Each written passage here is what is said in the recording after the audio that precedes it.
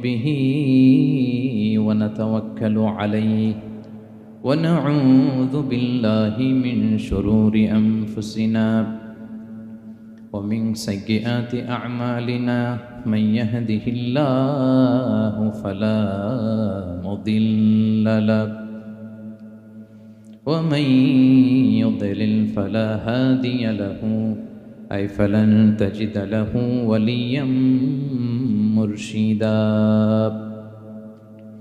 ونشهد أن لا إله إلا الله وحده لا شريك له هو الذي لا ضد له ولا ند له لا مثل له ولا مثيل له لا وزير له ولا كفيل له لا شبه له ولا شبيه له لا ولد له ولا والد له وهو الواحد الفرد الصمد لم يلد ولم يولد ولم يكن له كفوا أحد ونشهد أن سيدنا ونبينا وحبيبنا وبشيرنا ونذيرنا وطبيبنا وطبيب قلوبنا وحبيبنا وحبيب ربنا محمدا عبد الله ورسوله أرسله بالحق بشيرا ونذيرا وداعيا إلى الله بإذنه وسراجا منيرا أما بعد فقد قال الله تعالى في كلامه المجيد وفي فرقانه الحميد أعوذ بالله من الشيطان الرجيم بسم الله الرحمن الرحيم ولقد آتينا لقمان الحكمة أن اشكر لله ومن يشكر فإنما يشكر لنفسه ومن كفر فإن الله غني حميد إن الله وملائكته يصلون على النبي يا أيها الذين آمنوا صلوا عليه وسلموا تسليما اللهم صل على سيدنا مولانا محمد وعلى آل سيدنا مولانا محمد সবাই একসাথে পড়ুন আল্লাহুম্মা সাল্লি আলা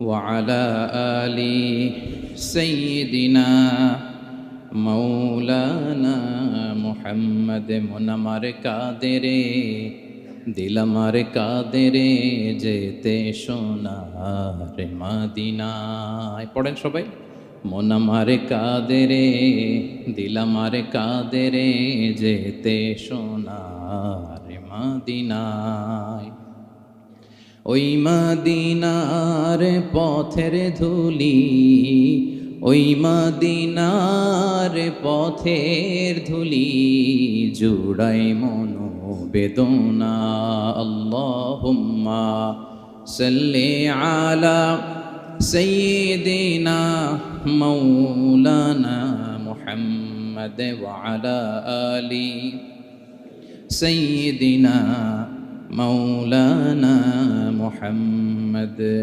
কত ব্যথা কত জ্বালা সয়েছ যে তুমি, তোমারি খুনে লাল তায়েফের ভূমি। ফেরেশতা এসে চায় ধ্বংসের হুকুম, লৌহ মাখা মুহাম্মদ প্রাণেতে হাসরাত। হে আল্লাহ দয়া করো, এ তায়েফবাসী ওরা চিনেনি তো আমি যে মুহাম্মদ, হৃদয়ে মুহাম্মদ। আল্লাহুম্মা সাল্লি আলা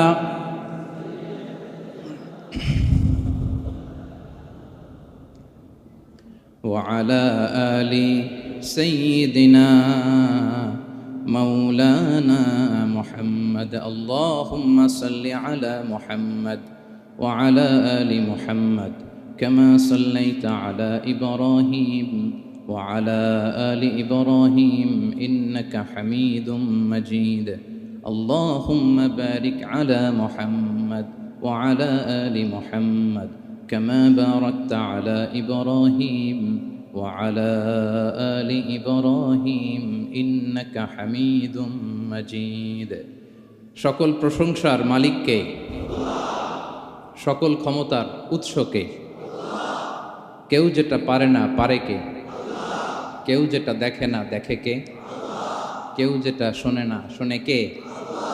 সে আল্লাহর আলিশান দরবারে লাখো কোটি শুকর এবং সুজুদ আমরা পড়ে নিচ্ছি কালিমাতুশ শুকর, আলহামদুলিল্লাহ। সবাই একসাথে আওয়াজ করে পড়ুন, রব্বানা লাকাল হামদ হামদান কাসীরান তাইয়্যিবান মুবারাকান ফীহি ইয়া রাব্বি লাকাল হামদু কামা ইয়ানবাগি লিজালালি ওয়াজহিকা ওয়া আযীমি সুলতানিকা। লাকাল হামদু বিল ঈমান, লাকাল হামদু বিল ইসলাম, লাকাল হামদু বিল কুরআন। আল্লাহ রাব্বুল ইজ্জা ওয়াল জালালের দরবারে শুকরিয়া জ্ঞাপনের পাশাপাশি আমি আজকের প্রোগ্রামের যারা অর্গানাইজিং কমিটি, বাংলাদেশি মুসলিম কমিউনিটি, মালয়েশিয়ার উদ্যোগে আজকের যেই গ্র্যান্ড সেন্ট্রো বলরুম ক্লাংয়ের এই এরিয়াতে তাফসীর মাহফিল 2023 এই যে চমৎকার তাফসীরের হালাকা বা মজলিসের আয়োজন করা হয়েছে, আমি আমার অন্তরের অন্তঃস্থল থেকে বাংলাদেশি মুসলিম কমিউনিটিকে ধন্যবাদ জানাতে চাই। পাশাপাশি আপনারা যারা বিকেল থেকে এসেছেন আপনাদের সবাইকে আমি অন্তরের অন্তঃস্থল থেকে শুভেচ্ছা জানাই, মোবারকবাদ জানাই। আহলান ওয়া সাহলান ওয়া মারহাবান বিকুম ফি হাযাল লিকা আত-তাইয়্যিব আল মুবারক। এই বলরুমের যারা অথরিটি আছেন তাদেরকে শুকরিয়া জানাই, মিডিয়া কর্মীর ভাইদের শুকরিয়া জানাই, আজকের প্রোগ্রামের অ্যাঙ্কর, সংবাদকর্মী ভাইয়েরা, ভলান্টিয়ার্স ভাইয়েরা, সবাইকে অন্তরের অন্তঃস্থল থেকে শুকরিয়া জানিয়ে মহাবিশ্বয় মহাগ্রন্থ আল কুরআন আল কারীম থেকে আমরা তাফসীর শুনবো। আমরা সবাই পড়ি ইনশাআল্লাহ। আপনারা সবাই সুস্থ আছেন তো? আলহামদুলিল্লাহ। এটা হচ্ছে কোরআনের প্রতি ভালোবাসা মানুষের, কোরআনের মুআজিজা। কোরআন মানুষকে অ্যাট্রাক্ট করে, আকর্ষিত করে। কোরআনের এই ক্ষমতা আছে। রাসূল সাল্লাল্লাহু আলাইহি ওয়াসাল্লামের কণ্ঠের সুমধুর কোরআনের তেলাওয়াত শুনে অনেক কাফের কালিমা পড়ে মুসলমান হয়ে যেত। আজও কোরআনের তেলাওয়াত শুনে, কোরআনের অর্থ পড়ে, কোরআনের তাফসীর পড়ে মানুষ আবেগতাড়িত হয়। এটার ইনফ্লুয়েন্স অনেক আলাদা, এটার ইম্প্যাক্ট আলাদা। এই যে দুর্বার আকর্ষণ, এটা কোরআনের আকর্ষণ, ঠিক কিনা? আমরা সব সময় যেন কোরআনের সাথে সুসম্পর্ক বজায় রাখতে পারি। আল্লাহ তুমি তৌফিক দান করো। প্রিয় ভাইরা, আমি সূরাতুল লুকমান থেকে একটি আয়াত তেলাওয়াত করেছি। সূরাতুল লুকমানের দ্বিতীয় রুকুর তাফসীর আজকে আমরা শুনব। কততম রুকুর? এটা কোরআনের 31 নম্বর সূরা। এটা মাক্কি সূরা। সূরাতুল লুকমান কি সূরা? মাক্কি সূরা।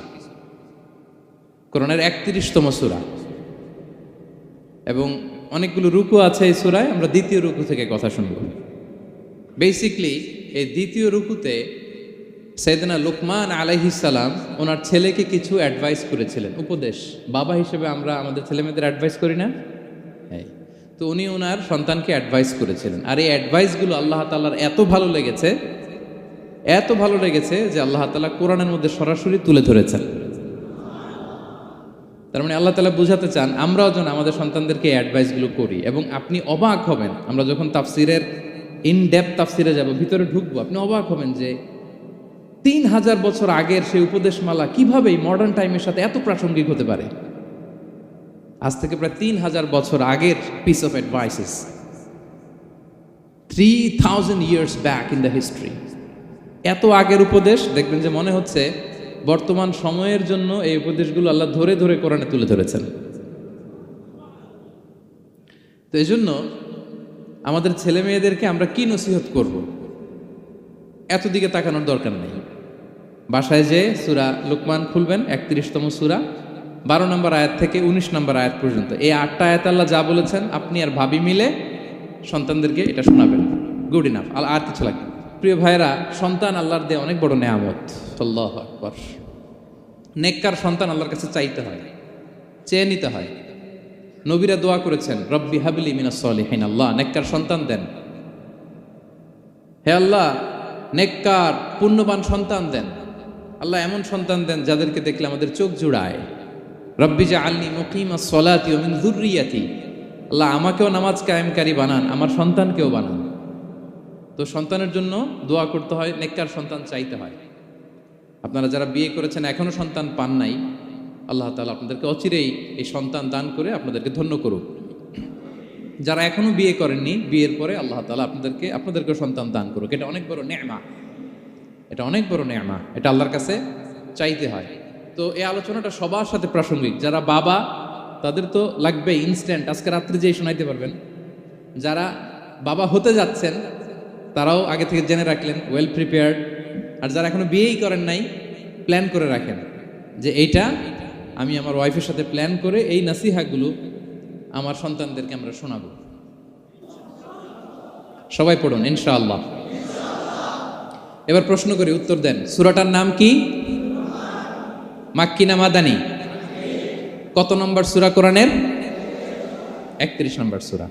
আচ্ছা প্রিয় ভাইয়েরা, কালামুল্লাহ মাজিদে কুরআন আল কারিমে আল্লাহ তাআলা মানুষের নামে মোট 8টি সূরা দিয়েছেন।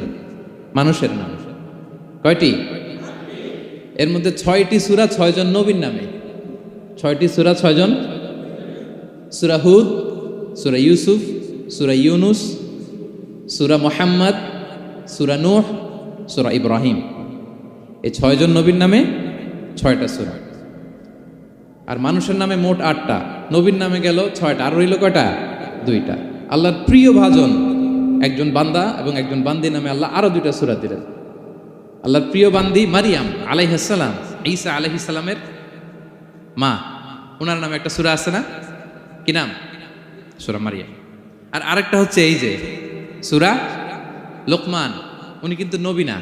তাহলে আবার বলি, মানুষের নামে আল্লাহ তাআলা কোরআনে কয়টা সূরা দিয়েছেন? 8টি। এর মধ্যে 6টা দিয়েছেন 6 জন নবীর নামে, আর বাকি 2টা আল্লাহর 2জন প্রিয় বান্দাবান্দির নামে। একটা সূরা মারিয়াম আর একটা সূরাতু লোকমান। তো আমরা শুরুতেই জানবো যে এই লোকমান কে ছিলেন তিনি। লোকমান আলাইহিস সালাম আল্লাহর প্রিয় ভাজন একজন ব্যক্তি ছিলেন, খুব বিজ্ঞ একজন মানুষ ছিলেন, খুব জ্ঞানী প্রাজ্ঞ একজন ব্যক্তিত্ব ছিলেন।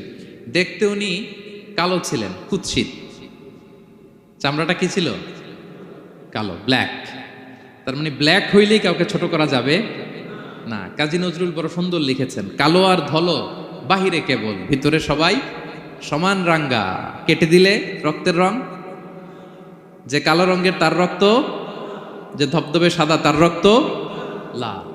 তাহলে ব্ল্যাক হইলেই কাউকে ছোট করা চলবে না। সাইয়েদনা লুকমান আল হাকিম কুৎসিত বর্ণের একজন মানুষ ছিলেন, খাটো একজন মানুষ ছিলেন। কোথায় থাকতেন? মিশর, সুদান, ইথিওপিয়া, যেটা আগের নাম ছিল হাবাসা, এই রিজিয়নে। কেউ কেউ বলেছেন মিশরের কোন একটা এলাকায়, কেউ সুদান, কেউ ইথিওপিয়া। তো রিজিয়নটা কাছাকাছি। কি করতেন? কোন মুফাসসির বলেন তিনি দর্জি ছিলেন। দর্জি। কেউ কেউ বলেন তিনি ছিলেন কানা নাজ্জারান, নাজ্জার মানে কাঠমিস্ত্রি ছিলেন। আবার কোন কোন মুফাসসির বলেন তিনি ছিলেন রাইল গানাম, মেষ পালক। হ্যাঁ, বেশিরভাগ তাফসিরে এসেছে তিনি মেষ পালক ছিলেন, ছাগল চড়াতেন, যেটা নবীদের পেশা ছিল, দায়িত্ব ছিল, ওনারা ছাগল চড়াতেন শুরুর দিকে। তো লোকমান হাকিম তিনিও ছাগল চড়াতেন এবং তিনি দাস ছিলেন, মুক্ত জীবন তার ছিল না। তিনি একজন মনিবের আন্ডারে তার ছাগলগুলো মরুভূমিতে যেয়ে কি করতেন? চড়াতেন। মজার ব্যাপার হচ্ছে, সারা দুপুর, সারা বিকেল, সারা দিন ছাগল চড়িয়ে আসার পরে লোকমান যখন বাসায় ফিরে আসতো, তখন এলাকার লোকজন সবাই লোকমানের কাছে জড়ো হতো, আর উনি তাদেরকে তার প্রজ্ঞা, তার বিজ্ঞচিত কথাগুলো শেয়ার করতেন, শোনাতেন, এগুলো বলতেন। তো এগুলো দেখে লোকমানের মালিক অবাক, কিরে আমার কাছে এলাকার কেউ আসে না, কিন্তু আমার দাস দেখতে কুৎসিত কালো, এই লোকমানের কাছে সবাই এসে ঘিরে থাকে, কি ওর কাছে কি পায়, কি আছে ওর কাছে? তো শ্রোতাদের কয়েকজনকে ডেকে বলল, ঘটনা কি? তোমরা সবাই লোকমান সন্ধ্যাবেলায় ফিরে আসলে তার পাশে জড়ো হও কেন, কি পাও? তো তারা বলল, আপনার দাস লোকমান, এটা সে সাধারণ কোনো মানুষ নয়, সে অসাধারণ মানুষ। সে এমন কথা বলে, এগুলো শুনলে জীবন পাল্টে যায়। সুবহানাল্লাহ বিহামদিহি। মালিক বলে, ঘটনা কি? আমি ওর মালিক, কই কোনোদিন তো এরকম ওর সাথে কোনো কনভারসেশনে যাই নাই, কথা হয় নাই, আমি তো শুনি নাই, দেখি আজকে চেক করে দেখি কি ওর এত বিজ্ঞতা, এত জ্ঞান, এত প্রাজ্ঞতা কিসের দেখি। তো আজকে সন্ধ্যাবেলায় ফিরছে, উনি বলতেছে, ইয়া লোকমান ইযবাহ লানা শাতান, একটা ছাগল জবাই করো, ওয়া আখরিজ মিনহা আতিয়াবা মুদগাতাইন, এবার এই ছাগলের সবচেয়ে শ্রেষ্ঠ দুইটা অঙ্গ কেটে নিয়ে আসো, যাও। ফা আখরাজাল লিসান ওয়াল কলব, লোকমান যে ছাগল জবাই করে ছাগলের জিহ্বাটা আর কলব, হার্ট, এই দুইটা কেটে নিয়ে আসছে, বলছে এই দুইটা শ্রেষ্ঠ। বলছে আচ্ছা ঠিক আছে। মালিক আবার বললো, ওয়াযবাহ লানা শাতান উখরা ইয়া লোকমান, যাও আরেকটা জবাই করো, ওয়া আখরিজ মিনহা আখবাসা মুদগাতাইন, এবার সবচেয়ে নিকৃষ্ট দুইটা অঙ্গ ছাগলের কেটে নিয়ে আসো, যাও দেখি তো। ফা আখরাজাল লিসান ওয়াল কলব, সে আরেকটা ছাগল জবাই করে আবার জিহ্বা আর হার্ট, কলব কেটে নিয়ে আসছে, বলছে এই যে এটা সবচেয়ে নিকৃষ্ট। তো মালিক বলে, মা হাযা ইয়া লোকমান, মা লাকা ইয়া লোকমান, ঘটনা কি লোকমান? শ্রেষ্ঠ দুটো অঙ্গ কাটতে বললাম, জিহ্বার কলিজা হৃদয় কেটে নিয়ে আসলা, বললাম সবচেয়ে নিকৃষ্ট দুটো অঙ্গ কাটো, আবার জিহ্বার এটা কেটে নিয়ে আসলা। তো লোকমান বলতেছে, জিহ্বা আর হৃদয় যদি শ্রেষ্ঠ হয়, কলব যদি শ্রেষ্ঠ হয়, এর চেয়ে শ্রেষ্ঠ অঙ্গ আর হতে পারে না। আর জিহ্বা আর কলব যদি খারাপ হয়, মানুষের মুখ আর হৃদয় যদি খারাপ হয়, এর চেয়ে নিকৃষ্ট অঙ্গ আর হতে পারে না। সে তো অবাক, তাই তো? সে চিন্তা করে দেখে, তাই তো, এই মুখ দিয়ে মানুষ ভালো কথা বলে, সত্যের পায়গাম পৌঁছায়, মানুষের কল্যাণের জন্য ডাকে, জিকির করে, তাসবিহ পড়ে, কোরআন তেলাওয়াত করে, তখন তো এই জিহ্বা শ্রেষ্ঠ। আবার এই জিহ্বা দিয়ে যখন সে সমালোচনা করে, গীবত করে, শেখায়াত করে, অন্যকে গালি দেয়, কটু কথা বলে, তখন তো এই জিহ্বাটাই নিকৃষ্ট, ঠিক কিনা? আবার এই হৃদয় দিয়ে, এখানে সিনায় যখন আল্লাহর জিকির বসায়, এই হৃদয় দিয়ে মানুষের কল্যাণের কথা চিন্তা করে, সত্যের কথা চিন্তা করে, তখন তো এটা সবচেয়ে ভালো। আবার এই হৃদয়ে যদি অন্যের ব্যাপারে হিংসা পুষে রাখে, এই হৃদয়ে যদি সে নিজের ব্যাপারে হাই স্টিম, অহংকার পুষে রাখে, তাইলে হৃদয়ের চেয়ে খারাপ অঙ্গার হতে পারে। মালিক অবাক হয়ে গেল, বলছে তাই তো লোকমান, আসলেই তুমি অনেক প্রাজ্ঞ, অনেক বিজ্ঞ, যাও, তোমাকে আমি আর এই বন্দিত্বের মধ্যে আটকে রাখতে চাই না, তোমাকে আমি এই ভালো কথাগুলো গণমানুষের কাছে পৌঁছে দেওয়ার জন্য আজ থেকে তোমাকে লোকমান আমি আজাদ করে দিলাম। মুক্ত জীবন পেয়ে মুক্ত বিহঙ্গের মতো তিনি উড়ে বেড়াতে লাগলেন, আর মানুষের কাছে তার এই প্রাজ্ঞ বিজ্ঞচিত কথাগুলো তিনি ছড়াতে লাগলেন। তো তিনি তার সন্তানকে ডেকে বলেছিলেন, কিছু উপদেশ দিয়েছিলেন ডেকে, যে বাবা এটা করো, এটা করো, এটা করো, এটা করো না। এই তার সন্তানকে এই উপদেশগুলো তিনি যে দিলেন, আল্লাহ তাআলার কাছে এত ভালো লেগেছে, এতই চমৎকার এবং পারফেক্ট মনে হয়েছে, আল্লাহ তাআলা কিয়ামত পর্যন্ত গোটা বিশ্বের সব বাবারা, মায়েরা যেন তাদের সন্তানদেরকে এই উপদেশ দিতে পারে, হুবহু লিটারালি ওই কথাগুলো আল্লাহ তাআলা কোরআনের মধ্যে তুলে দিয়েছেন। আজকের সূরা লোকমানের দ্বিতীয় রুকুতে মূলত এই তাফসীরটাই আপনাদেরকে শোনাবো। তো কোন প্লট, কোন স্লট আজকে আলোচনা হবে, সবার কাছে ক্লিয়ার? হ্যাঁ, আগ্রহ জাগছে, জানার ব্যাপারে আগ্রহ জাগছে?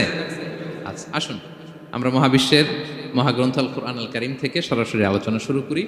আমরা আউযু বিল্লাহ দিয়ে শুরু করি, সবাই পড়ুন, আউযু বিল্লাহি মিনাশ শাইতানির রাজীম, বিসমিল্লাহির রহমানির রহিম ولقد آتينا لقمان الحكمة أن اشكر لله ومن يشكر فإنما يشكر لنفسه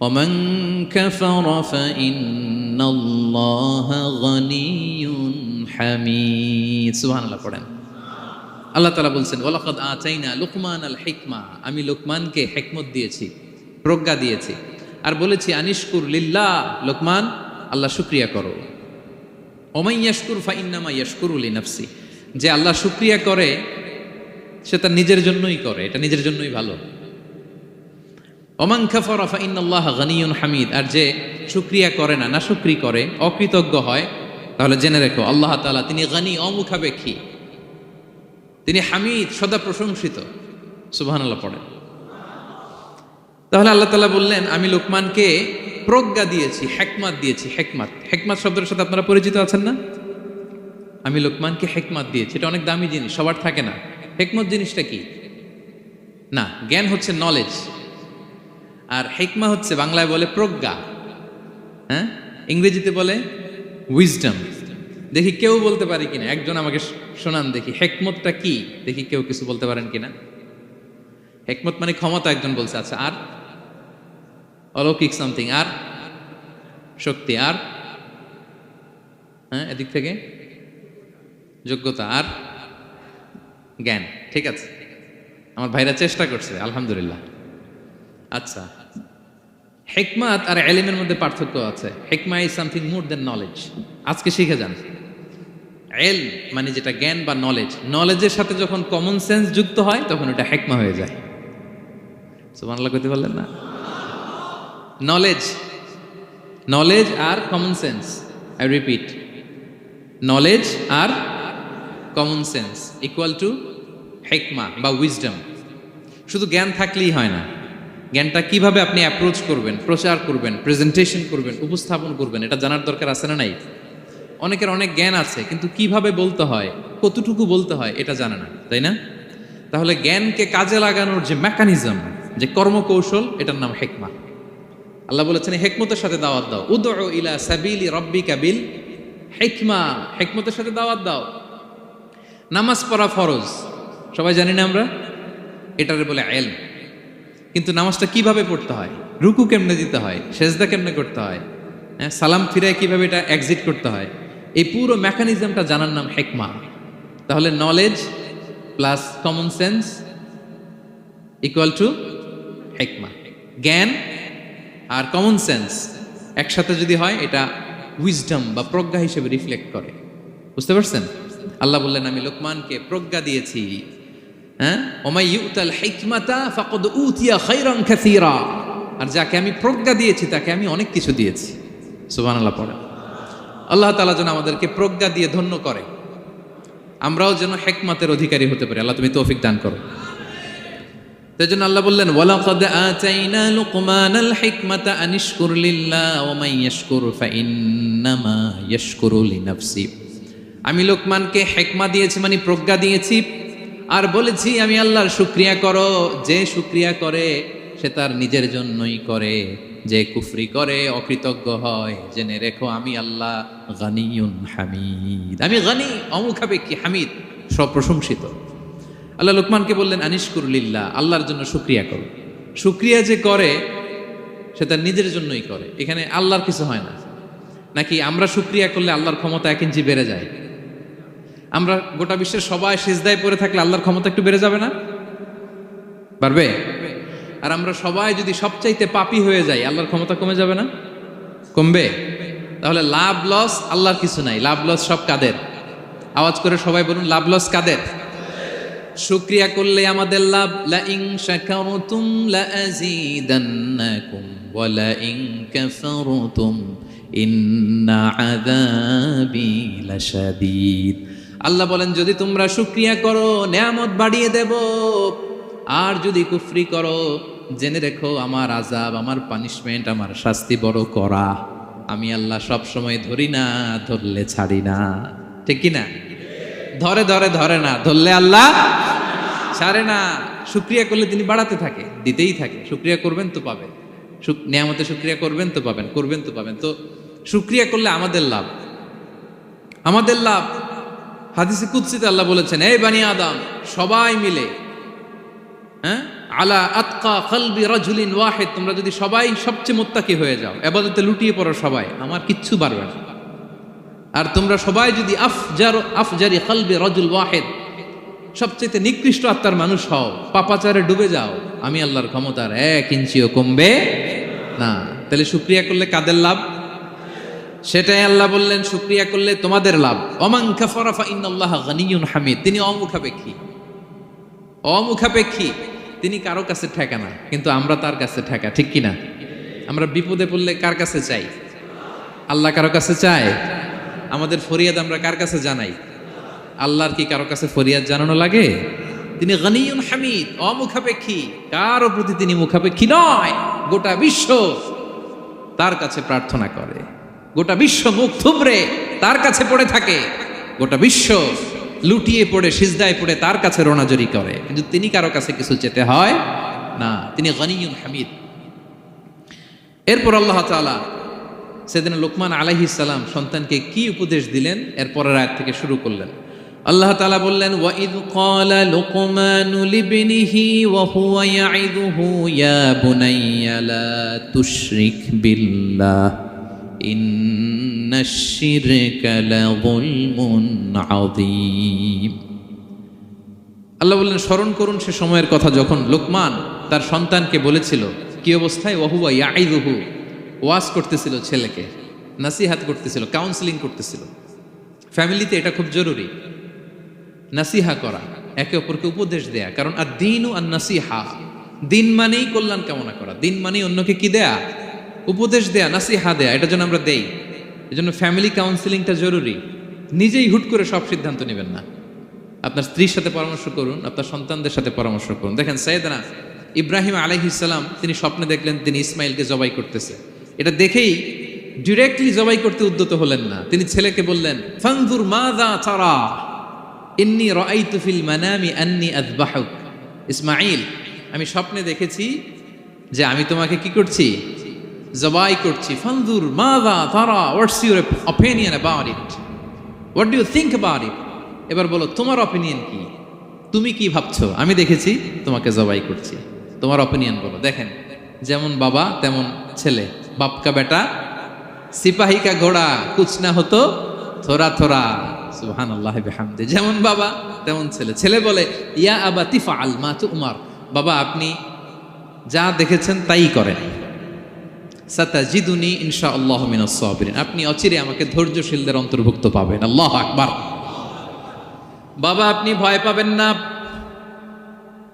বিচলিত হবেন না, আমার কারণে আপনি আল্লাহর কাছে লজ্জিত হবেন না। আপনি যেমনটি দেখেছেন তেমনটি করুন, ভয় পাবেন না, অচিরেই আপনি আমাকে ধৈর্যশীলদের অন্তর্ভুক্ত পাবে।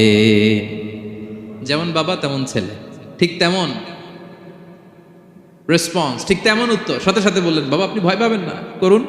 তো দেখেন, আল্লাহর নবী ইব্রাহিম আলাইহিস সালাম স্বপ্নে যেটা দেখেছেন আল্লাহর পক্ষ থেকে এসেছে, চাইলেই তো ছুরি চালাতে পারতেন, চালিয়েছেন? কি করছেন? পরামর্শ করেছেন, কাউন্সেলিং করেছেন। ফ্যামিলি কাউন্সেলিংটা খুবই জরুরি। This is the first and foremost reminder tonight. আজকের তাফসির থেকে প্রথম রিমাইন্ডার এটা, যে বাসায় আমরা কাউন্সেলিং করব, বড় কোনো সিদ্ধান্ত নিতে গেলে পরামর্শ করব, যেমনটি নবী আলাইহিস সালাম ওনারা করেছেন, ঠিক কিনা?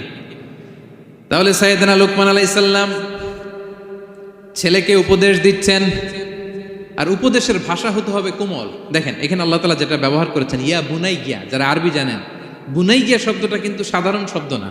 হ্যাঁ, ইবনুন থেকে বুনাই মানে খুব আদর করে ছোট্ট বাচ্চাকে আমরা যেটা ডাকি, ও আমার কলিজার টুকরা সন্তান, ও আমার সোনামণি, হ্যাঁ, ও আমার ছোট্টমণি, ও আমার বাজান, হ্যাঁ, ও আমার আব্বু। আর কি বলেন ছেলেমেয়েদেরকে আপনি?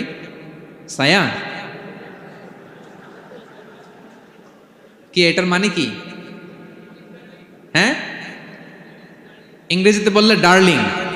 আর ঠিক আছে, ডার্লিং কিন্তু সবাইরে বলা যায়, মানে যাকে আপনি লাভ করেন, ভালোবাসেন, আপনার ছেলেকে ডার্লিং বলতে পারেন, মেয়েকে বলতে পারেন, আপনার ওয়াইফকে বলতে পারেন, অন্য আবার অন্যান্য নারীদেরকে বলা যাবে না, স্ত্রী পর্যন্ত। হ্যাঁ, কাছের যারা এদেরকে। তো মালয়েশিয়ান ভাষা তো আমি জানি না, মালয়েশিয়াতে যেটা বলে ওইটা দিয়ে ডাকবেন, খুব সোহাগ দিয়ে, আদর দিয়ে। কারণ নাসিহাতের ভাষা খুব কোমল হতে হয়। যে নাসিহাত হৃদয় নিংড়ানো মমতা দিয়ে বেরোয়, ওই নাসিহাত অন্যের হৃদয়ে যে টাচ করে। কথা বুঝতে পেরেছেন?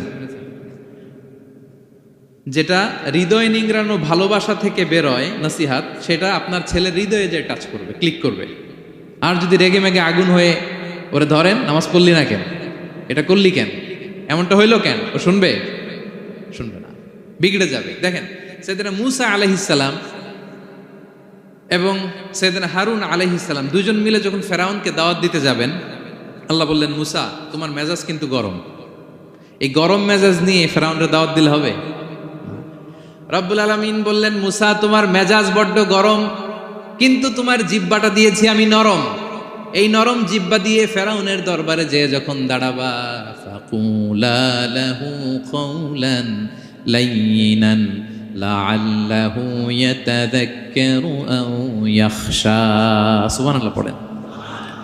ফাকুলা লাহু কাওলান লাইয়িনা, সফট ল্যাঙ্গুয়েজ ইউজ করবা, কোমল ভাষায় দাওয়াত দিবা, নরম ভাষায় সফট করে, কোমল করে, ভদ্র করে ফেরাউনের কাছে প্রেজেন্টেশন দিবা। হতে পারে তোমার এই সুন্দর প্রেজেন্টেশনের কারণে ফেরাউন দাওয়াত কবুল করে নিতে পারে।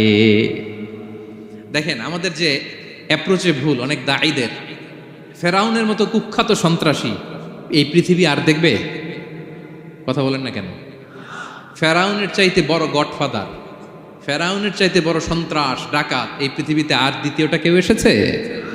তো এই ফেরাউনকে দাওয়াত দেওয়ার জন্য আল্লাহ মুসাকে বললেন, মুসা সফটলি বইল, কোমল ভাষায় বইল, একটু মোলায়েম সুরে বইল, যাতে ওর হৃদয়ে টাচ করে। আর আমরা যাদেরকে খারাপ মনে করি, যাদেরকে আমরা পাপী মনে করি, তারা কি ফেরাউনের চেয়েও খারাপ? হ্যাঁ, তো তাদের কাছে আমরা যখন বার্তা পৌঁছাই, আমরা তো অ্যাগ্রেসিভ হই কেন? আমরা তো অ্যাটাকিং হই কেন? আমরা হিট করে করে কথা বলি কেন? না, দিস ইজ নট দ্য দাওয়া অ্যাপ্রোচ। এইভাবে দাওয়াত দিলে সেই দাওয়াত কোনো ফল বয়ে আনবে না। তো দেখেন আল্লাহ বললেন, ওয়াইদ ক্বালা লুকমানু লিবনিহি ওয়া হুয়া ইয়াইদু।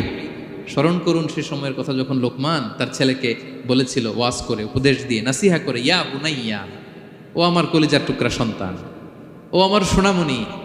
যত কোমল ভাষায় আপনার ছেলেকে ডাকতে পারেন, এরকম আদর দিয়ে, সোহাগ দিয়ে, হ্যাঁ, মায়া মমতা মাখা মোলায়েম কণ্ঠে ওকে ডাকবেন। ডেকে কি উপদেশ দিলেন দেখেন।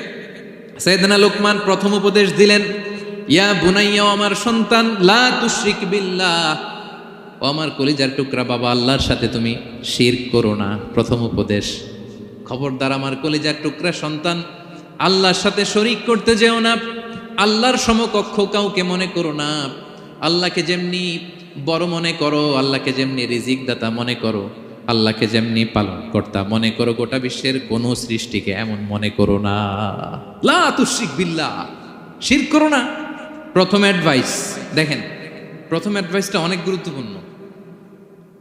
সবচেয়ে জরুরিটা আগে বলতে হয়। কি বলেন? আগে বলতেছে লা তুশরিক বিল্লাহ, ও আমার সন্তান, আল্লাহর সাথে শরীক করো না, কারণ ইন্না শিরকা লা যুলমুন আযীম, আল্লাহর সাথে শিরক বড় পাপ, এটা হচ্ছে যুলমুন আযীম, অনেক বড় জুলুম, এটা মহাপাপ, এটা অনেক বড় জুলুম। শিরকের চাইতে বড় জুলুম আর হতে পারে? শিরকের চাইতে বড় জুলুম আর হতে পারে? কারণ এই জুলুম আপনি সৃষ্টি হয়ে করতেছেন কার প্রতি? বুঝে থাকলে উত্তর দেন। এই জুলুম আপনি সৃষ্টি হয়ে কার প্রতি করতেছেন? আল্লাহর প্রতি। জুলুম কারে বলে দেখি, কে বলতে পারে? অত্যাচার আর মানুষের হক নষ্ট করা। মাশাআল্লাহ, অনেক চমৎকার, এটা জুলুম। তার মানে অধিকার নষ্ট করা। কি বলেন? অধিকার হরণ করা, এটা হচ্ছে জুলুম। ইনসাফ বিরোধী কাজ করা, এটা জুলুম। এই যে আল্লাহ তাআলা আমাদের সৃষ্টি করলেন, অস্তিত্বহীনতা থেকে তিনি আমাদের অস্তিত্ব দিলেন, আমাদেরকে রিজিক দিলেন, নেয়ামত দিয়ে আমাদেরকে ধন্য করলেন। তো আল্লাহ তাআলার অধিকার ছিল না যে তাকেই আমি সেজদা দিব? এটা তার অধিকার। এটা কার রাইট? আমরা হিউম্যান রাইটস নিয়ে কথা বলি, অ্যানিমাল রাইটস নিয়ে কথা বলি, উইমেন রাইটস নিয়ে কথা বলি। ইবাদতের অধিকারী তিনি, এটা তার অধিকার। তার জন্য আমরা সিজদায় লুটিয়ে পড়বো। তো এই সিজদা আপনি ওদিকে না দিয়ে যদি মাজারে দেন, আল্লাহর অধিকার নষ্ট করছেন না? কথা বলেন, এটা ইনসাফ হয়েছে? যিনি রিজিক দিল, যিনি সৃষ্টি করলো, যিনি নিয়ামত দিল, তার ইবাদত না করে আপনার মতো আরেকটা সৃষ্টির সামনে আপনি এরকম নমস্ত নমস্ত গান, এটা তার অধিকার হরণ হয়েছে না? এটা ইনসাফ বিরোধী হয়েছে না? এজন্য আল্লাহ বলেছেন ইন্না শিরকালা যুলমুন আযীম। শিরকে সবচেয়ে বড় জুলুম বলার কারণ কি? কারণ আপনি সৃষ্টি হয়ে স্রষ্টার উপর জুলুম করেছেন, এর চেয়ে বড় জুলুম আর হতে পারে। এজন্য সাইয়েদনা লুকমান আলাইহিস সালাম বললেন, ইয়া বুনাইয়া লা তুশরিক বিল্লাহ, ও আমার কলিজার টুকরা সন্তান, খবরদার খবরদার, কশিন কালেও আল্লাহর সাথে শিরক করবে না। কারণ শিরক হলো সবচাইতে বড় জুলুম, সবচেয়ে বড় পাপ, সব পাপের বাপ, এর নাম হচ্ছে শিরক।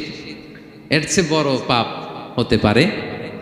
পাপের জগতে যদি র্যাঙ্কিং করেন নাম্বার ওয়ান, সবাই সবাই নাম্বার ওয়ান। আল্লাহ সব মাফ করে দেয়, সব গুনাহ তিনি ক্ষমা করে দেয়, সব পাপকে তিনি চাইলেই মোচন করে দিতে পারেন, শুধুমাত্র কেবলমাত্র শিরকের গুনাহ ছাড়া। ঠিক কিনা? ইন্নাল্লাহা লা ইয়াগফিরু আন ইউশরাকা বিহি ওয়া ইয়াগফিরু মা দুনা যালিকা লিমান ইয়াশা। আল্লাহ তাআলা চাইলে সব গুনাহ তোমার ক্ষমা করে দিতে পারেন, কেবলমাত্র শিরকের গুনাহ ছাড়া। এটা ক্ষমা করে না, কারণ এইটা আল্লাহকে অপমান করার শামিল। ঠিক কিনা? আল্লাহর উদাহরণ বাদ দেই, আপনার বস যে আপনাকে খুব ভালোবাসে,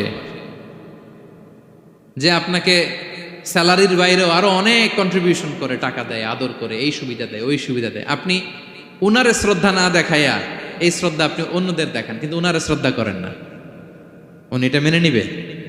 কথা বলেন।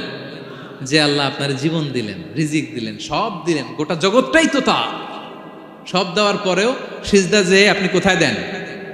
হ্যাঁ, মাজারে, দরগায়, বাবার কাছে। এরকম আছে না নাই? হ্যাঁ, আমাদের এখানে কেউ নাই। হ্যাঁ, দেশে গেলে এরকম মাজারে যে মানত টানত করেন নাকি? হ্যাঁ, মানত করেন? মাজারে সেজদা দেওয়া যাবে? চাইতে হবে একটা সত্তার কাছে, চিল্লায় বলুন তো তিনি কে? এজন্য বিশ্বনবী বলেন, ইযা সাআলতা ফাসআলিল্লাহ, চাইলে আল্লাহর কাছে চাও। ওয়া ইযা ইসতাআনতা ফাসতাইন বিল্লাহ, সাহায্য যদি চেতে হয় একজনের কাছে চাইবা, চিল্লায় বলেন তিনি কে? নাকি বাবার কাছে? হ্যাঁ, দয়াল বাবা রে দয়া করো আমারে। আপনার বাবার যখন ডায়রিয়া হয় উনি চায় কার কাছে? আপনার বাবা যখন বিপদে পড়ে কাঁদে কার কাছে? এই জন্য আমরা চাবো কার কাছে? দয়ালা আল্লাহ রে দয়া করো আমারে, এটা বলতে হবে। ঠিক কিনা? বলেন সবাই, দয়ালা আল্লাহ রে দয়া করো আমারে। এজন্য এই জিনিসটা সাইয়েদনা লুকমান আলাইহিস সালাম প্রথমে ফোকাস করলেন, বললেন লা তুশরিক বিল্লাহ, ও আমার কলিজার টুকরা সন্তান, আল্লাহর সাথে শিরক করো না, খবরদার আল্লাহর সাথে কাউকে সমকক্ষ মনে করবা না। কারণ ইন্না শিরকা লা যুলমুন আযীম, শিরিক হলো সব চাইতে বড় পাপ, মহা জুলুম। এই জুলুম আল্লাহর প্রতি করা হয়। তাহলে প্রথম উপদেশটা বুঝতে পারছেন আমার প্রিয় ভাইরা? আল্লাহর সাথে শিরক করা চলবে। চাইবো কার কাছে? সন্তান হয় না, কই চাবেন?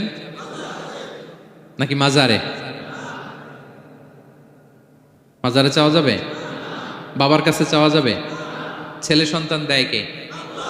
মেয়ে দেয় কে? ছেলে মেয়ে দুটোই দেয় কে? ছেলেও দেয় না, আবার মেয়েও দেয় না। চিৎকার করে বলেন তো তিনি কে? আমরা তার কাছে চাইব। সব পরিস্থিতিতে আমরা একজনের কাছে চাইব, তিনি কে? আবার রব্বুল আলামিন বিশ্বনবীকে জানিয়ে দিলেন, ও নবী শোনো শোনো, তোমার আগে সব নবীকে আমি জানিয়ে দিয়েছি, লা ইন আশরাকতা লা ইয়াহবাতান্না আমালুকা ওয়া লা তাকুনান্না মিনাল খাসিরিন। তুমি যদি আল্লাহর সাথে কাউকে শিরক করে ফেলো, তোমার সব আমলগুলো বাতিল হয়ে যাবে, কিয়ামতের ময়দানে তুমি হবা খাসিরিন, ক্ষতিগ্রস্ত, কিছুই থাকবে না। কিয়ামতের ময়দানে তুমি হবা হাই হাই কোম্পানির ম্যানেজার। যদি শিরক করো তোমার আমল বাতিল, খবরদার কিয়ামতের দিন তুমি হাই হাই করবে, অভাগা দুর্ভাগা হয়ে উঠবে। এজন্য শিরককেও আমরা না বলে দিব। শিরকের সাথে আমাদের কোনো সম্পর্ক আছে? জোরে বলেন। গুরুত্বপূর্ণ পয়েন্ট। এজন্য ছেলেকে আগে বললো, বাবা খবরদার শিরক করো না। আবার হাদিসে কুদসিতে রব্বুল আলামিন বলেন, গোলাম কিয়ামতের কঠিন ময়দানে গোটা জমিন পরিমাণ গুনার বোঝা নিয়ে যদি তুমি আমি আল্লাহর দরবারে হাজির হয়ে যাও, আর ওই গুনার বোঝার মধ্যে যদি শিরকের গুনাহ না থাকে, আমি আল্লাহ গোটা জমিন পরিমাণ ক্ষমার বস্তা নিয়ে তোমার কাছে হাজির হয়ে যাব। কথাটার ওজন দেখছেন? জমিন পরিমাণ গুনাহ নিয়ে আসছো আমার কাছে কিয়ামতের দিন।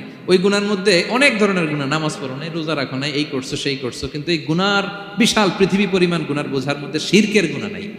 তাহলে আমি আল্লাহ এই দুনিয়া পরিমাণ ক্ষমার বোঝা নিয়ে তোমার কাছে চলে আসবো। শিরক করা যাবে?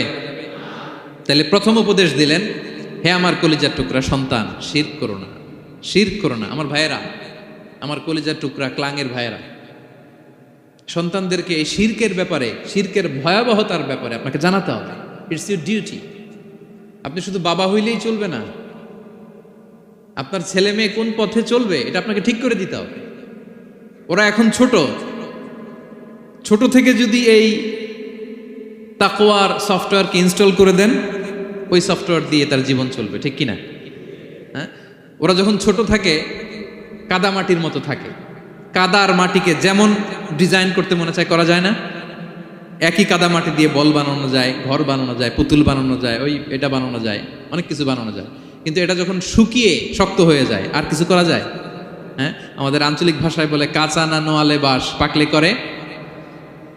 ছোটবেলা থেকেই now this is the high time ওদেরকে এডুকেট করার, এখন মোক্ষম সময়। এটা আপনার রেসপন্সিবিলিটি, বাবা হিসেবে করতেই হবে। নতুন প্রজন্মকে আমাদের বাঁচাতেই হবে, ঠিক কি না? মানুষের পেট থেকে বেরোলেই কেউ মানুষ হয় না। গরুর পেট থেকে যেটা বেরোয় ওটা গরু, ছাগলের পেট থেকে বেরোলেই ছাগল হয়ে যায়, হাতির পেট থেকে বেরোলেই হাতি হয়ে যায়। কিন্তু মানুষের পেট থেকে একটা কিছু বেরোলেই ওটা মানুষ হয়, ওটার মানুষ বানাতে হয়। কি করতে হয়? মানুষ বানাতে হয়। গরুকে কেউ কোনোদিন বলে না তুই গরুর মতন গরু হ। ছাগলরে কেউ কোনোদিন কইছে যে তুই ছাগলের মতো ছাগল হ। কিন্তু এই মানুষকেই বলা হয় তুমি মানুষের মতো মানুষ হও, মানুষের মতো মানুষ হও। মানুষের মতো মানুষের বড্ড অভাব, ঠিক কিনা? তো আমাদের ছেলেমেয়েরা মানুষের মতো মানুষ হোক, আমরা চাই কি চাই না? এই উপদেশগুলো আমাদের দিতে হবে, ওদেরকে জানাতে হবে। ছোট্ট মানুষ অনেক কিছুই বুঝে না, ওদেরকে কোনটা সত্যবাদিতা, কোনটা ন্যায়পরায়ণতা, কোনটা আমানতদারিতা, কোনটা চুরি ধরে ধরে বোঝাতে হয়। আমাদের ছোট্ট সোনামণিরা দেখবেন ছোটবেলায় ওই ছোট অবস্থায় যারা থাকে, ছোট স্কুলে যায়, স্কুলে যে আরেকজনের পেন্সিল ব্যাগে করে নিয়ে আসে দেখবেন। মানে ওরে দিয়েছেন আপনি ব্লু কালারের, ওর এটা ভালো লাগে নাই, ওর ভালো লাগছে পিঙ্ক কালারের একটা, তো আরেকজনের পিঙ্ক কালারের পেন্সিল ব্যাগে করে নিয়ে আসছে, রাবার নিয়ে আসছে। ও খারাপ মানে আনে নাই, কারণ ও জানে না, ও ভাবছে যেটা সুন্দর লাগে ওইটাই মনে হয় আমার। কিন্তু অন্যের জিনিস যে না বলে নিয়ে আসলে এটাকে চুরি বলে, ওইটা জানেই না। তো এগুলো ওদেরকে জানানোর, শিখানোর দরকার আছে না নাই? দায়িত্বটা কার? বাবা মায়ের। আমার প্রিয় ভাইয়েরা, সন্তানদেরকে যেন আমরা গাইড করি, ইনস্ট্রাক্ট করি, আমরা যেন ওদেরকে শিখাই কোনটা সত্য কোনটা মিথ্যা। এখন তো এই যে সোশ্যাল মিডিয়ার যুগ, এটা ছাড়া খেতেই চায় না, তাই না? ঘুমাতেই চায় না। সে কি দেখে এটা আপনার জানতে হবে। সে কোথায় যায়, সে কার সাথে মেশে, সে কোন সাইটগুলো ব্রাউজ করে, এটা বাবা হিসেবে জানার দরকার আছে না নাই? প্যারেন্টিং কন্ট্রোলের একটা ব্যবস্থাপনা আছে, আপনি কন্ট্রোল করে দিতে পারবেন। আপনি সাইন করে দিবেন ইউটিউবে আপনার জিমেল দিয়ে, ও কি দেখে আপনি সব চেক করতে পারবেন হিস্ট্রিতে। যুগ যেমন, ওই যুগের মেডিসিনও তেমন, ওইভাবে আপনাকে নিয়ন্ত্রণ করতে হবে। কারণ এই যুগে আমাদের তরুণ শিশু কিশোররা এত এত চ্যালেঞ্জের সম্মুখীন হচ্ছে যেটা আগে কখনো হয় নাই। The world is changing so fast, it's very difficult to handle our teenagers. ওদের প্রশ্ন শুনলে আপনি অবাক হয়ে যাবেন। আমি উত্তর দিতে পারি না মাঝে মাঝে, আমার ছোট মেয়ের অনেক প্রশ্নের উত্তর দিতে পারি না, মানে পারি, ও মানতে চায় না, আর্গুও করে, এমন এমন কথা বলে যেগুলো আমরা 10-15 বছর বয়সেও শিখি নাই। আজকে 5-6 বছরের ছোট বাচ্চা, ছেলে মেয়ে আপনাকে এমন প্রশ্ন করবে আপনি অবাক হয়ে যাবেন। এই জন্য ছোটবেলা থেকেই ওদের মন মস্তিষ্কের ভেতরে এই ইসলামের শিক্ষাটা ঢুকাই দিতে হবে। আমার ভাইয়েরা, ইসলাম সেটাই চায়। যে এইমাত্র জন্মগ্রহণ করছে যে বাচ্চাটা, নবজাতক, নিউ বর্ন বেবি, ওর আমল নামা শুরু হয়েছে? সবাই বলেন, এইমাত্র ভূমিষ্ঠ একটা বাচ্চার আমল নামা শুরু হয়েছে? তারপর ইসলাম বলে ওর কানের সামনে আল্লাহু আকবার বলে আল্লাহর নামটা ঢুকিয়ে দাও। এখনো আমল নামা শুরু হয় নাই, এখনো ভালো খারাপের কিছুই হয় নাই, তারপরও আল্লাহ বলে দুনিয়াতে আসার সাথে সাথে আজান দিয়ে ইসলামের কথাটা কানের ভেতরে ঢুকায়া দাও। আমাদের দায়িত্ব হচ্ছে ওদেরকে এডুকেট করা। 1 নাম্বার উপদেশ তিনি দিলেন, লা তুশরিক বিল্লাহ, শিরক করুন, শিরক মহাপাপ। এই পয়েন্টটা বুঝতে পারছেন সবাই? উনি বেসিক্যালি ওনার সন্তানকে 9টা উপদেশ দিয়েছিলেন। কয়টা? সবাই বলুন। 9টা। এরপর আল্লাহ তাআলা আরেকটা এক্সট্রা উপদেশ দিয়ে দিয়েছেন, 9 আর 1 মিলে তিলকা আশারাতুন কামিলা, একেবারে ফাইনাল, 10টা হয়ে গেছে, পরিপূর্ণ। তো শিরকের ব্যাপারে সতর্ক করার সাথে সাথে আল্লাহ তাআলা নিজ থেকে একটা উপদেশ দিলেন। আল্লাহ তাআলা কি বললেন? রব্বুল আলামিন বললেন, ওয়াসাইনাল ইনসানা বিওয়ালিদাইহি হামালাতহু উম্মুহু ওয়াহানান আলা ওয়াহান ওয়া ফিসালুহু ফি আমাইনি আনিশকুর লি ওয়া লিওয়ালিদাইকা ইলাইয়াল মাসির। সুবহানাল্লাহ পড়ে। আল্লাহ বললেন, ওয়াসাইনাল ইনসানা বিওয়ালিদাইহি, শিরকের কথা যখন লোকমান সন্তানকে জানালো, এবার আমি আল্লাহ পৃথিবীর মানুষগুলোরে জানিয়ে দিলাম, খবরদার খবরদার, মা বাবার সাথে কখনো খারাপ আচরণ করো না। ওয়াসাইনাল ইনসান, মানুষকে আমি ওসিয়ত করলাম, রেকমেন্ড করলাম, ভার্ডিক্ট জারি করে দিলাম, বিওয়ালিদাই, মা বাবার ব্যাপারে তাদের সাথে সদাচরণ করবে, মা বাবার সাথে খারাপ আচরণ করা যাবে। জান্নাতে একটা দরজা আছে, নাম আল আব, বাবা, আর একটা আল মা। যারা বাবা মার সাথে ভালো আচরণ করছে তারা ওইটা দিয়ে ঢুকবে। সুবহানাল্লাহ পড়ে। এক লোক বললেন, ইয়া রাসূলুল্লাহ, আমার মাকে কাঁধে করে কাবার চারদিকে ঘুরিয়েছি, তাওয়াফ করিয়েছি, প্রচন্ড রোদের মধ্যে আমার মাকে কাঁধে করে কাবার চারদিকে লাব্বাইক লাব্বাইক বলে অনেকবার ঘুরিয়েছি। ইয়া রাসূলুল্লাহ, আপনি আমাকে বলে দেন, ছোটবেলা যখন আমি আমার মায়ের বুকের দুধ খেয়েছি, ওই দুধের সুদটুকু আদায় হয়েছে কিনা? বিষ্ণুই বললেন, কি প্রশ্ন করলা তুমি? লাউ কাতাতা জিলদাক, তুমি যদি তোমার গায়ের চামড়া কেটে জুতা বানিয়ে দাও, চামড়াটা কেটে শুকিয়ে যদি জুতা বানিয়ে তোমার মায়ের পায়ের নিচে দিয়ে দাও, ছোটবেলায় মায়ের বুকের যে দুধ খেয়েছো, একটা দুধের 1 ঢোক দুধ খাওয়ার শোধ আদায় হবে না।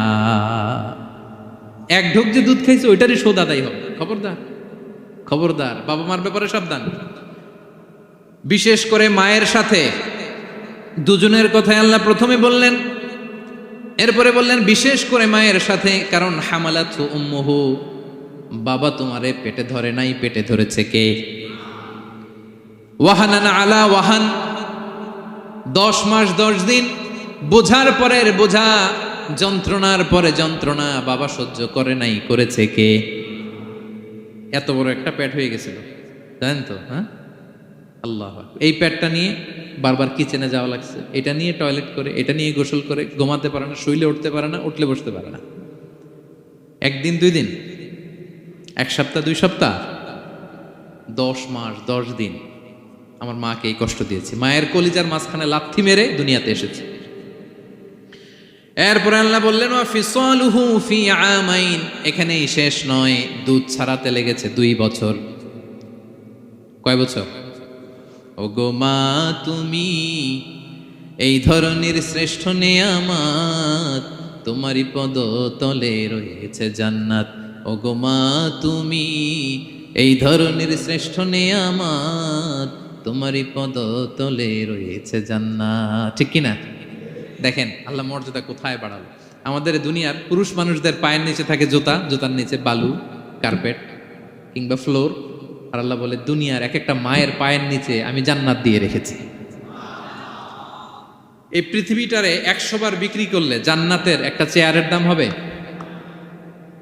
বুঝে শুনে উত্তর দিবেন। এই পৃথিবীটাকে, পৃথিবীর যে সম্পদ, এটা এস্টিমেশন করে, হ্যাঁ, 1000 বার বিক্রি করলে যে দামটা হবে, ওই দাম দিয়ে জান্নাতের একটা চেয়ারের দাম হবে? এই পৃথিবীরে 10,000 কোটি বার বিক্রি করলে যেই অ্যাসেট হবে, যে অ্যামাউন্ট হবে, ভ্যালিউ হবে, ওই দাম দিয়ে জান্নাতের একটা টেবিলের দাম হবে? আর যেই জান্নাত, পুরো জান্নাতটা মায়ের পায়ের নিচে পড়ে আছে, ওই পা দুইটার দাম কত? সুবহানাল্লাহ পড়বেন না? মা বাবার দোয়া অনেক বড় দোয়া। কখনো যেন আমরা বেয়াদবি না করি, কখনো যেন তাদের মনে কষ্ট না দেই। সবসময় যেন তাদের কাছ থেকে দোয়া নেই, পারা যাবে? এটা আল্লাহ তাআলা ঢুকিয়ে দিলেন। তাহলে সাইয়েদনা লোকমান প্রথমে বলল, বাবা শিরক করো না। এরপরে রব্বুল আলামিন বললেন, শিরকের পরে তোমাদের সব চাইতে বড় দায়িত্ব যে বাবা মা তোমাদের জন্য এত কষ্ট করেছে, তাদের সাথে খারাপ আচরণ করো না। দুইটা হয়ে গেল, কয়টা? আওয়াজ করে বলেন কয়টা? 3 নম্বরে সাইয়েদনা লোকমান আলাইহিস সালাম ছেলেকে বললেন, ইয়া বুনাইয়া ইন্নাহা ইন তাকু মিসকালা হাববাতিন মিন খারদালিন ফাতাকুম ফি সখরাতিন আও ফিস সামাওয়াতি আও ফিল আরদি ইয়াতি বিহাল্লাহ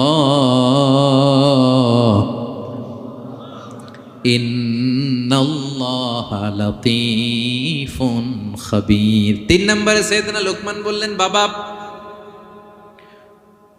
সরিষার দানা পরিমাণ কোনো ভালো কাজ যদি তুমি করো কিংবা খারাপ কাজ যদি তুমি করো, সেটা যদি মাউন্ট এভারেস্টের উপরে উঠে করো কোনো খারাপ কাজ, আও ফিস সামাওয়াতি মহাশূন্যে যে যদি করো, আও ফিল আরদে জমিনের অতল গহ্বরে কোনো সুড়ঙ্গ বানিয়ে সেখানেও যে যদি কোনো পাপ করো, ইয়াতি বিহাল্লাহ সেটাও আল্লাহ নিয়ে আসবে। কোনো পাপ বা কোনো ভালো কাজ আকাশে উঠে, পাহাড়ে উঠে কিংবা সুড়ঙ্গ করে জমিনের ভিতরে ঢুকেও যদি করো, কিয়ামতের দিন আমলনামায় সেটা দেখতে পাবে। সুবহানাল্লাহ পড়বেন না? কারণ ইন্নাল্লাহা লাতীফুন খাবীর, তিনি হলেন লাতীফ সূক্ষ্মদর্শী। যত ছোট কাজই করো না কেন তার চোখে ফাঁকি দেওয়া যায়। তার মানে 3 নাম্বার উপদেশে সাইয়েদনা লোকমান তার ছেলেকে আল্লাহর শক্তি, আল্লাহর ক্ষমতার ব্যাপারে একটা ধারণা দিচ্ছেন। নিজের ছেলেকে তার রবকে চিনাইতে হবে। আমাদের রবকে আমাদের চিনার দরকার আছে না নাই? ছেলেকে বোঝাবেন, বাবা ওই যে তুমি মসজিদে আমার সাথে যে সেজদা দাও, কারে দাও জানো? তিনি কত বড়, তিনি কত বিশাল ক্ষমতার অধিকারী। তুমি সামান্য কোনো ভালো কাজ কিংবা খারাপ কাজ এটা যদি মহাশূন্যে উঠেও করো, পাহাড়ের চূড়ায় গিয়েও যদি করো, জমিনকে ফেড়ে সুড়ঙ্গের ভেতরে ঢুকেও যদি করো, তার চোখকে কশিনকালেও ফাঁকি দেয়া যাবে। তার মানে 3 নম্বরে আল্লাহর ধারণার ব্যাপারে, শক্তির ব্যাপারে, ক্ষমতার ব্যাপারে, আল্লাহ তাআলার অথরিটির ব্যাপারে, ক্যাপাসিটির ব্যাপারে একটা স্বচ্ছ ধারণা দিয়ে দিল। তুমি জানো নাকি কোন রবের ইবাদত তুমি করো? গোটা দুনিয়ার সবার চোখকে ফাঁকি দেয়া গেল, আল্লাহর চোখকে কশিনকালেও ফাঁকি দেয়া যায় না, ঠিক কি না? এই পৃথিবীতে সবার চোখকে ফাঁকি দেয়া যায় কি যায় না? পুলিশের চোখ, সিকিউরিটির চোখ, বিমানবন্দরে কাস্টমস অফিসারের যে অফিসার থাকে তাদের চোখ, বিভিন্ন জায়গায় বড় বড় যে সিসি ক্যামেরা থাকে, এগুলো ফাঁকি দেয়া যায়। ফাঁকি দেয়া যায় না একজনের চোখ। আওয়াজ করে বলুন তো তিনি কে? ফাঁকি দেওয়া যায়? আচ্ছা বলেন, এই ছোটবেলা থেকেই এই সেন্সেশন, এই অনুভূতি যদি, এই অনুভূতির সফটওয়্যার যদি আপনার ছেলের মাথায় ঢুকায় দেন, এই ছেলে কোনোদিন দুর্নীতি করবে? খাদ্যে ভেজাল দিবে? মাছে ফরমালিন দিবে? প্রতিবেশীকে কষ্ট দিবে? অনিয়ম করবে? অন্যের অধিকার হরণ করবে না। এজন্য ছোটবেলা থেকেই তার রবকে চিনায় দিতে হবে, রবকে চিনায় দিতে হবে। 3 নম্বরে ছেলেকে তিনি বললেন, বাবা অতি ক্ষুদ্র ভালো কাজ কিংবা খারাপ কাজ যেখানেই করো না কেন, কিয়ামতের দিন সেটা তুমি দেখবা। তার মানে তখন থেকে সে বুঝবে, আমি যাই করি না কেন, ভালো করলে এটার একটা প্রতিদান, একটা রিওয়ার্ড আমি পাবো, ঠিক না? আর খারাপ যদি করি এটার শাস্তি আমাকে ভোগ করতেই হবে। আল্লাহর সুপ্রিম কোর্টের কাঠগড়ায় আমাকে দাঁড়াতেই হবে। নিক্তি পাল্লা, মাওয়াজিন আল কিসত, ন্যায়ের মানদণ্ড আল্লাহ সেদিন স্থাপন করবেন। আমরা যেটা মিজানের পাল্লা বলি, এটা মূলত ন্যায়ের মানদণ্ড। সামান্য ক্ষুদ্রাতি ক্ষুদ্র জিনিস দিলেও ওইখানে টের পাওয়া যায়। সুবহানাল্লাহ পড়েন। আচ্ছা আমরা যে চাল কিনি, ডাল কিনি, ধরেন 10 কেজি চালের একটা বস্তা কিনছি, দেখবেন যে অনেক সময় মাপটা একুরেট হয় না। 10 কেজির যে হয়তো একটু বেশি অথবা হয়তো একটু কম, এরকম হয় না অনেক সময়? 5 কেজি কিনছেন এক দোকান থেকে, আরেক জায়গায় যে ভালোভাবে মাপ দিয়ে দেখবেন যে একটু বেশি হয়েছে অথবা একটু কম হয়েছে, ঠিক কিনা? আল্লাহ যে মিজানের পাল্লা সেদিন বসাবেন, ওইখানেও তো এরকম হবে। হ্যাঁ, কেমন হবে? فَمَن يَعْمَلْ مِثْقَالَ ذَرَّةٍ خَيْرًا يَرَهُ পড়ুন, وَمَن يَعْمَلْ مِثْقَالَ ذَرَّةٍ شَرًّا يَرَهُ। ক্ষুদ্রাতি ক্ষুদ্র জাররা তথা অনুপরিমাণ ভালো যদি করো সেটাও সেদিন নিক্তি পাল্লায় মিজানের দাড়ি পাল্লায় দেখতে পাবা, ক্ষুদ্রাতি ক্ষুদ্র খারাপও যদি করো সেদিনও মিজানের পাল্লায় সেটা তুলে দিবে কে? জাররা মানে খুবই ক্ষুদ্র। কতটুকু ক্ষুদ্র আমি উদাহরণ দিয়ে বুঝাই। শীতের সকালে টিনের ঘরে যারা কোনোদিন থেকেছেন, এখানে তো শীত নাই, মালয়েশিয়াতে সারা বছর গরম। শীতের সিজনের কথা মনে আছে তো আপনাদের? না মালয়েশিয়ায় থাইকা সব ভুলে গেছেন? শীতকাল শীতকাল মনে আছে? হ্যাঁ, শীতের সকালে টিনের ঘরে যদি কখনো থাকেন, দেখবেন যে টিনের ঘরে ছিদ্র থাকে, ওই ছিদ্র দিয়ে সূর্যের আলো ঢুকে, রশ্মি। মনে পড়ছে? শীতের সকাল টিনের ছিদ্র দিয়ে দেখবেন চিকন একটা সূর্যের রশ্মি ঢুকছে। ওটার কাছে গেলে দেখা যায় সামান্য ধুলাবালি, কেমন যেন ডাস্ট উড়ে এটার মধ্যে।